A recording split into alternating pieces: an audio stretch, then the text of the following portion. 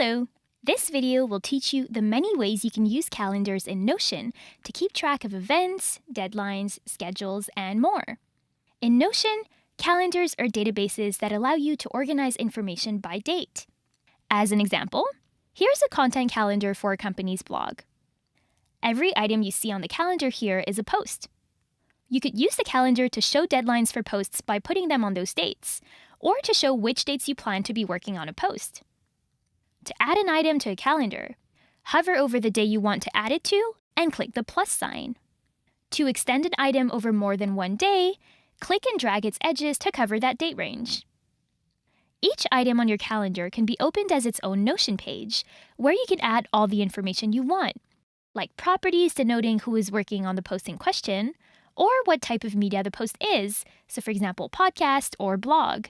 You could also use the body of the page to collect all your research, interview recordings, or even full drafts of what you want to write. When you view an item as a page, you'll see properties at the top, where you can also edit them. Properties are pieces of information about each entry in your calendar. Notion lets you work with many different types of properties, like dates, people, single select menus, multi-select menus, numbers, text, and more. To add a new one, go to Properties and click Add a Property. You'll be prompted to choose the type of property you want and give it a name. A nice thing about properties is that you can decide whether to show them or not on your calendar. To do this, toggle on the properties you want to show and toggle off the properties you want to hide. Should you only want to display your page title, just toggle everything off. In order to use a calendar, your database must contain at least one date property. If you decide to add another date property to your database, you'll see this drop-down appear. Another calendar will be created in parallel around the second date property. In this example, we have two date properties, deadline and publication date. So we also have two calendars, the one showing all deadlines and the one showing all publication dates.